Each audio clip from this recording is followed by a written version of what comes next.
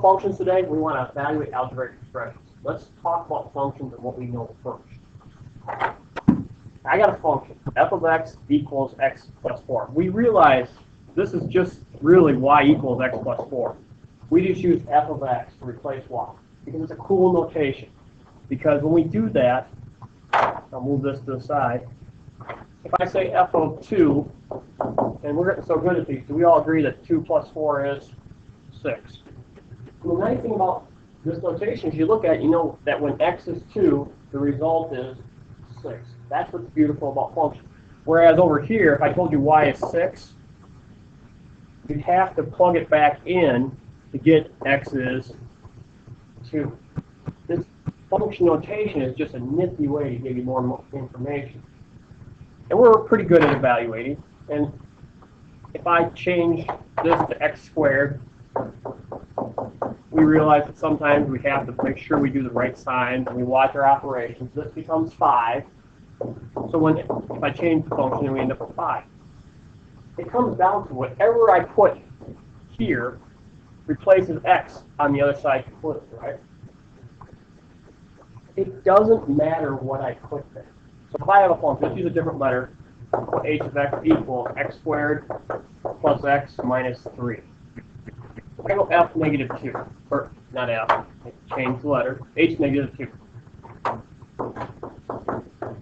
We agree that I'm going to replace the x's on the right side with negative 2. And in this case, negative 2 times negative 2 is 4, minus 2 minus 3. I'm going to end up with negative 1 again.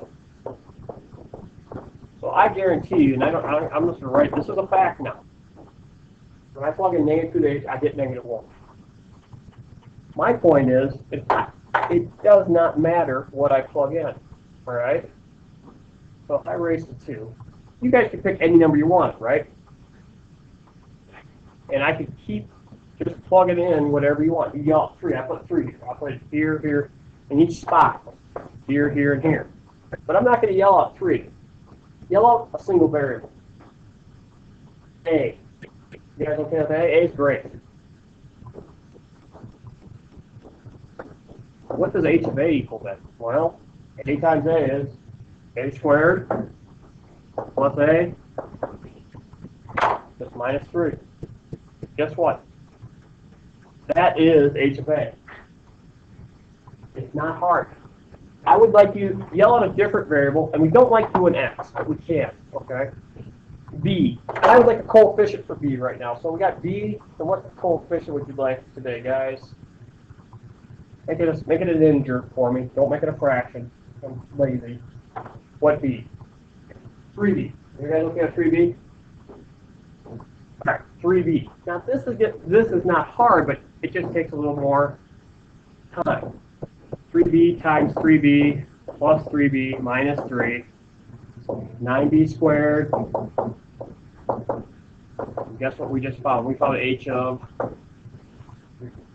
It's not hard until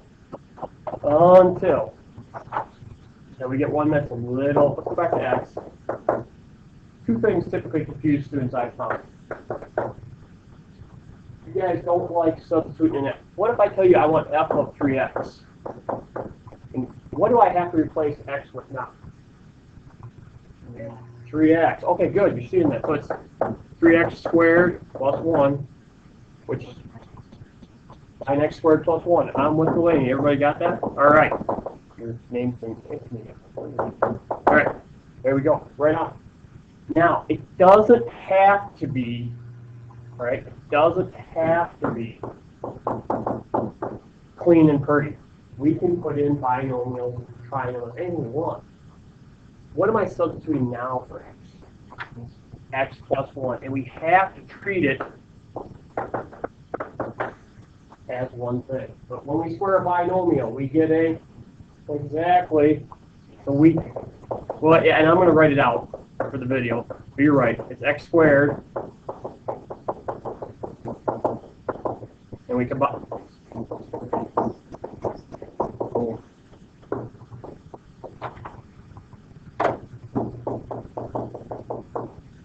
This is evaluating algebraic expressions.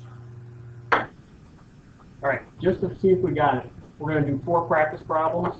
We're going to put them in order. So if you pause the video, you can do quadrant 1, and the answer is going to appear there, and you can check it. Then quadrant 2, quadrant 3, then quadrant 4. Pause between each one, and we'll go from there. All right, the answer to quadrant 1 is because you substitute the binomial x plus 1 in place of each of the spots of x's up here. And when you do the square of the binomial to a trinomial and distributing the 2 to the x, you end up with x squared plus 4x plus 4. All right, try quadrant 2, the upper left.